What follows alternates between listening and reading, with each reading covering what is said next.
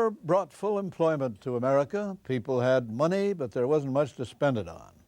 Japan occupied the lands that had supplied 97% of America's rubber. German U-boats prowling the Atlantic reduced sugar and coffee imports from Latin America, not to mention oil shipments from the Middle East. American factories had stopped manufacturing civilian goods like washing machines and refrigerators. All that meant shortages and rationing, a new experience for Americans, but one that made feelings of national unity and common purpose stronger than ever.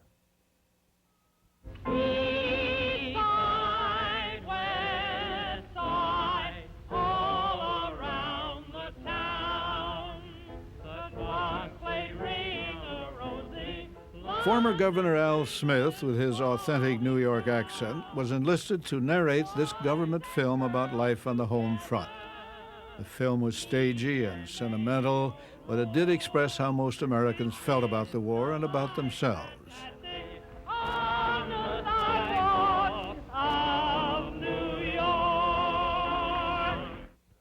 Whenever I visit the East Side, I always stop in at the Fulton Fish Market. I used to work there as a young man. Nowadays, they're busier than ever. Folks here at home, because of meat rationing, eat a lot more fish. And the market is shorthanded, since so many of their men are now in uniform. Wherever I went on the East Side, I saw service flags in almost every window. These folks, Italians, Greeks, Jews, Chinese, Russians, know what freedom means because many of them or their parents were denied it before they came to this country. They are pretty proud of those stars, each one standing for a man fighting for his country, and sometimes the star stands for a girl. As I was walking along, I saw this scene. Mr. Deutsch, once he lived in Germany, saying goodbye to his daughter. I asked him how he felt about her journeying up, and he said, anything I've got, America can have, and he meant it.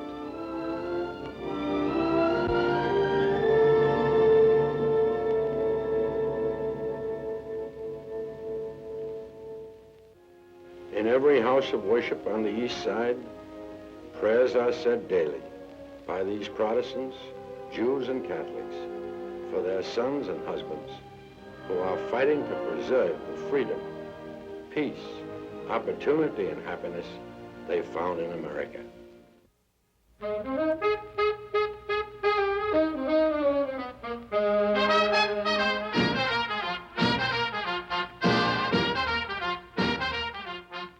There was not a town in America, large or small, that did not have its big scrap drives. Americans rummaged through their attics and basements for aluminum, brass, copper, tin, anything that could be melted down and used to make guns or tanks or planes. It was not called recycling then, but that's what it was.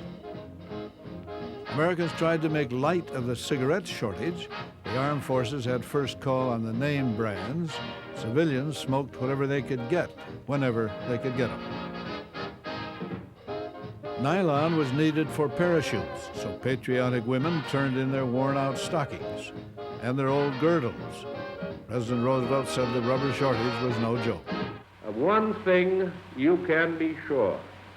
We are going to see to it that there's enough rubber to build the planes to bomb Tokyo and Berlin. Enough rubber to build the tanks to crush the enemy wherever we may find him. Enough rubber to win this war. You think you got troubles? Look what I got. This not only saves gas, it also makes you rubber. A mean twit. Sure, look who did it. Jack Benny, the meanest man in the world, and Rochester, driving Jack's famous Maxwell to the scrap pile. It certainly looks at home. It's only here because it would cost too much to convert it into a coal burner.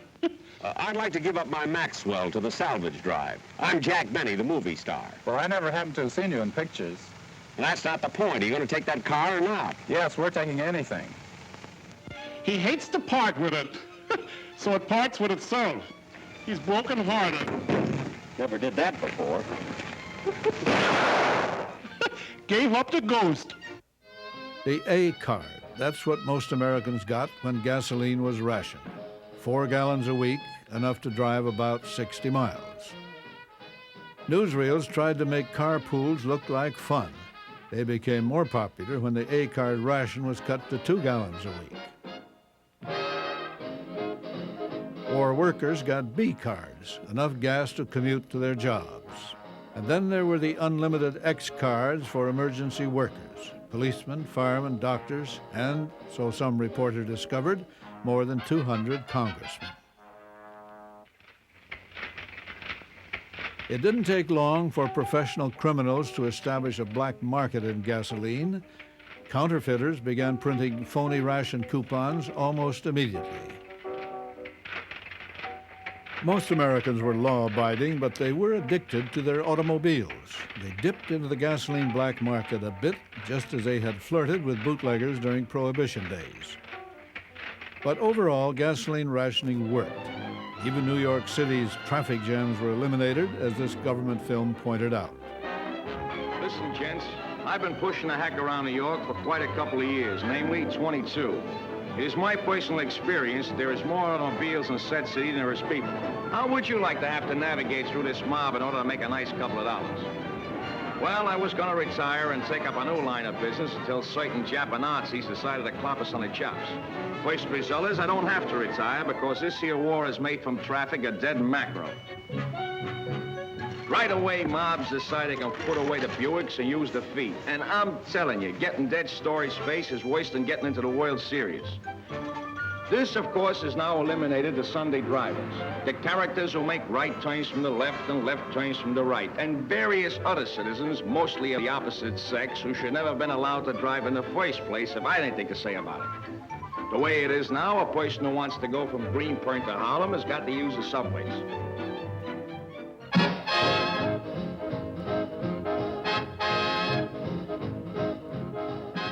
For the first and last time in this automobile age, Americans relied on public mass transportation.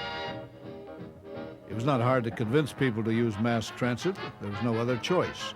The problem was getting a seat or a ticket, or getting to the station. Shoes were also rationed, 2 pairs a year.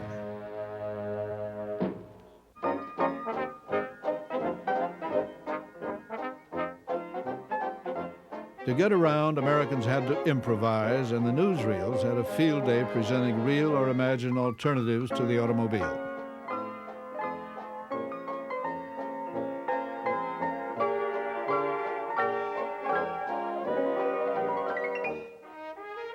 New bicycles were rationed, horses were not, and there were still a few around.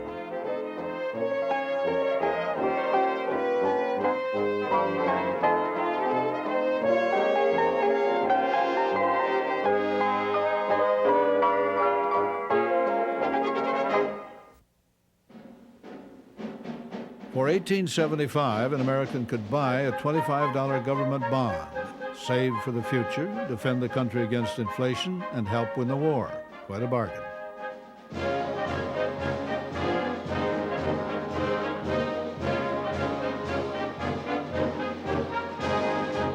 The tall man with the high hat will be coming down your way. Get your savings out when you hear him shout, any bonds today? Come on and get 'em, folks. Come on, skip right up and get 'em. Any bonds today? Bonds of freedom, that's what I'm selling. Any bonds today? Hollywood's most famous movie stars leave the film capital to help the government sell war bonds. Irene Dunn, Ronald Colman, Hedy Lamarr, Greer Garson, all part of a contingent of some 50 screen celebrities giving their time and talents to aid the national war effort.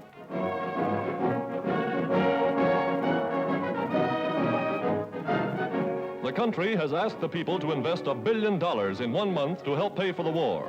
And here's the start of the drive. Boarding a special train for Washington, they'll tour 300 cities from coast to coast. Go to any city that agrees to subscribe at least $1 million.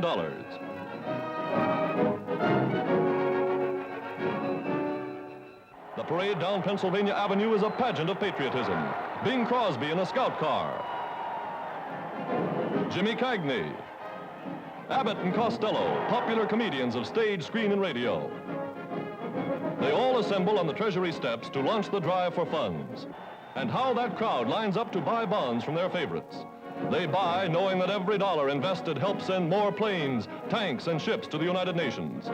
This is the people's way of saying, from the home front to the battlefront, from movie stars to sales clerks, America's 130 million citizens are in the war. Here comes the freedom man. Can't make tomorrow's plan. Not unless you buy a share of freedom today. Any stamps, any bonds today.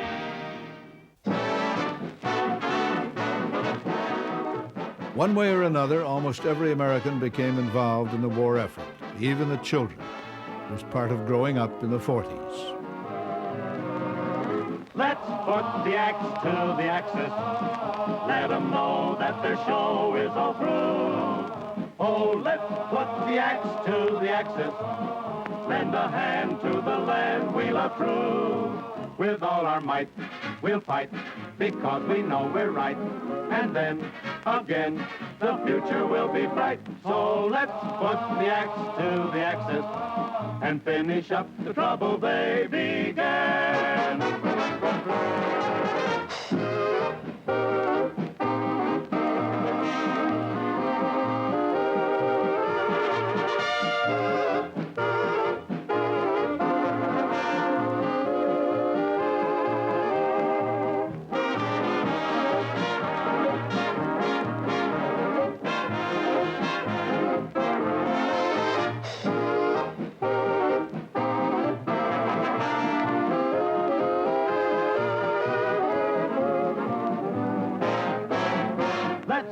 The axe to the axis. Tie a can to Japan and the rest. Oh, let's get real nasty to Nazis. Italy will soon see that we're best. There is no doubt about the fact we'll never stop until we will, like always, land on top. So let's put the axe to the axis and teach them not to pick on us.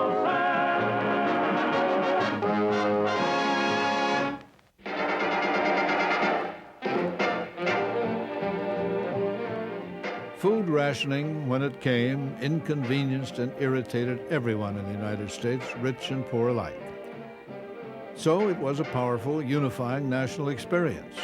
Sugar and coffee were rationed first, then canned soups and vegetables, meat and fish, butter and cheese.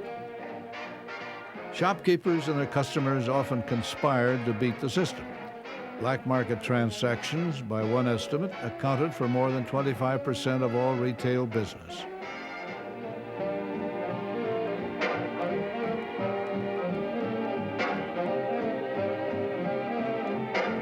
Americans learned to juggle ration coupons as well as money.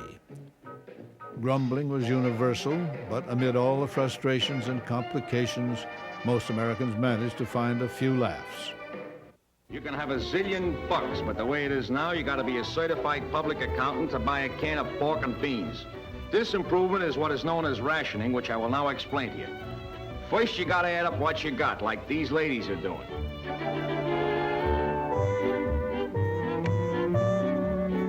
Then if what you got ain't enough, you start to make a list of what it takes to feed the relatives, the kids, and maybe a couple of old cousins thrown in. After you do this, you go and you stand online to get a book, without which the grocery will positively give you a fisheye. Oh, by the way, this standing online, gents, we picked up from the Army. And by the way, we'll be very glad to give it right back to you. So after quite a little wait, you get yourself a ration book number 2, which entitles you to 48 points of groceries each and every month, which makes certain people, for instance, my wife, brood whether there is the wild and a bottle of ketchup, or to play it safe and buy a couple of small cans of corn, which positively gives me indigestion. You can see for yourself that this causes quite a bit of trouble. Excepting for a gent who was very ambitious and got himself a wife and 8 kids, making him practically the most popular guy in Long Island City. But here comes the real pain in the neck, trying to juggle the points so that everything comes out. This makes filling out income taxes strictly for amateurs.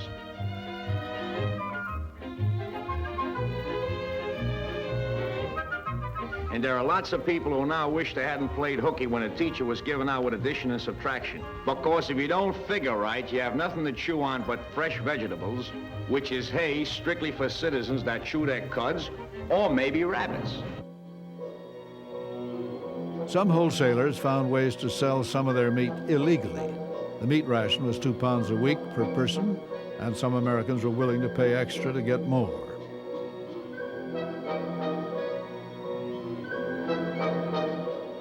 Cattle rustlers returned to the American scene, slaughtering stolen livestock on the run. It was a nasty, unsanitary business, but not well organized or widespread. The most common black market transactions were shabby little under-the-counter deals between butchers and their regular customers. Give me a nice small sirloin, about that thick. That thick? You heard me. That thick. Well, madam, we're here to serve you, but that'd run about 3 pounds. Now, you haven't enough ration stamps for that. But I could let you have a nice steak about half that size. Half that size? What do you think I am? A pigeon? Oh, wait a minute, madam. Maybe I can fix you up after all. But it cost you 80 cents a pound. 80 cents? That's ridiculous. That's just what I keep saying. Wonder the government wouldn't do something about it. All this talk about price ceilings. Well, do we take it or do we leave it? Oh, I'll take it. I guess you have to pay to get what you want these days. That's right. I have to go downstairs to get it. In this government film, the shopper wrestles with her conscience and does the right thing. That's what most Americans did about 70% of the time. To fight, they need twice as much food as they needed when they were civilians. So do they get that steak or don't they? Because it's a very simple proposition. If we do, they don't.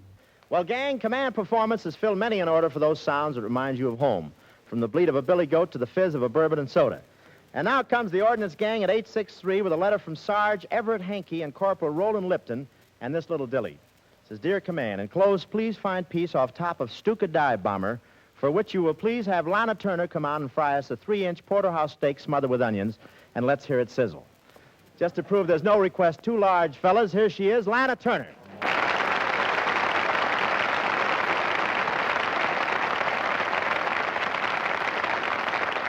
Hello, fellas. And hi, Bob. Say, have the FBI men found a steak yet? Yes, it's backstage. But, Lana, this is dangerous. If this audience sees steak, they'll come right up here after it. Oh, I don't know. They've seen ham all evening, and you're still here.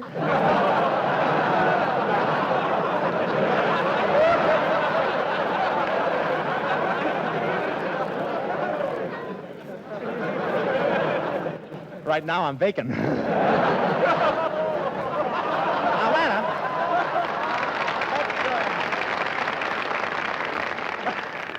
Lana, let's get on with this thing. Be a good girl and let's fry that steak, huh? Okay. Bring on the porterhouse steak! Well, look, they got an armed guard around the steak.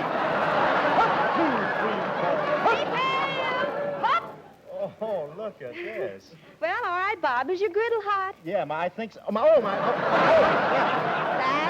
That'll do, Bob. Now, the steak, please. Oh, well, here it is, fellas. Beautiful. A porterhouse steak 3 inches thick. The only one in captivity. You gonna give that a hot foot? Into the frying pan. Oh, no. Oh, yes. There you are, fellas. That's the sound of a steak sizzling. Fellas, that's the steak. That's not me sizzling. That's the steak. And, fellas, I wish I could cook a big steak for each and every one of you.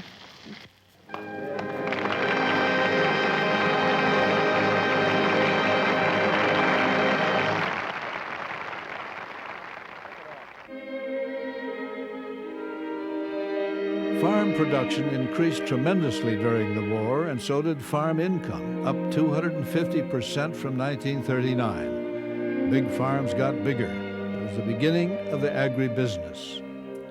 The small family farmer was beginning to be eased out by the big operators just when he was being lionized as a national folk hero called upon to feed the world. Farmer save the world. More beans. Farmer save the world. More milk. More. More rhubarb. More. More spinach. More. More grapefruit. More. More cabbage. More. More grain. More grain for bread. Grain for life. How about me, farmer? Yes, get going. I gotta eat, too. More food. Hey, you out there. Quiet, quiet. This is as fast as I can go. I'm short-handed, lacking seed and fertilizer, using old patched-up machinery, and every available acre's under cultivation. Seems to me if I was one of them big fellas in Washington, I'd just set me down and do a bit of thinking. Kind of try to figure out some system to spread the food all over thin so it'll cover more. See what I mean? Because I'm warning you, that's all you're going to get. That's all I can give you. No more. Do you hear me? No more. From now on, it's up to you.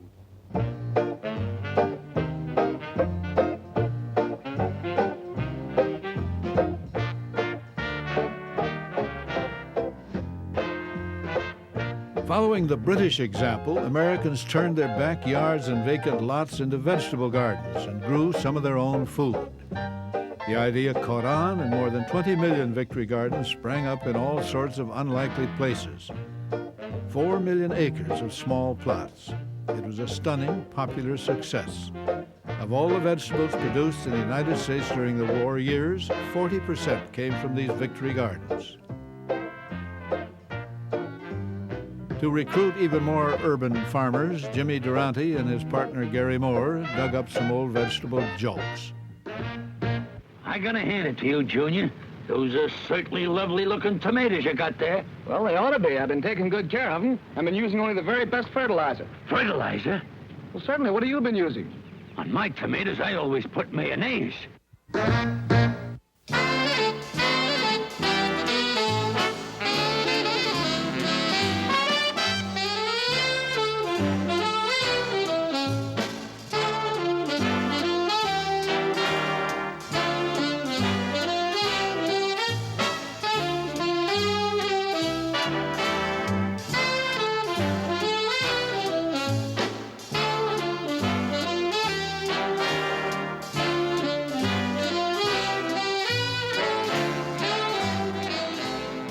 It was an odd time for Americans. Most of the things they wanted to buy were not being made anymore, and everything else seemed to be rationed.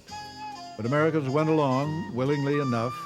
There was a war on, after all, and everybody thought that all the government regulations and restrictions would end when the war was over. They thought wrong.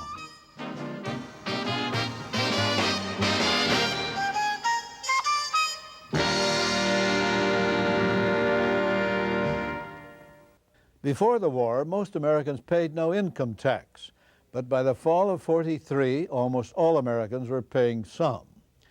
In most cases, the federal income tax was being withheld from paychecks, and at the time, most Americans agreed that was a sensible way to pay for the war and prevent inflation.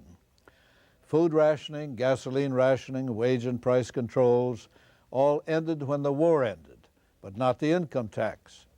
It remains a legacy of the war, something that every American must consider when making almost any financial decision.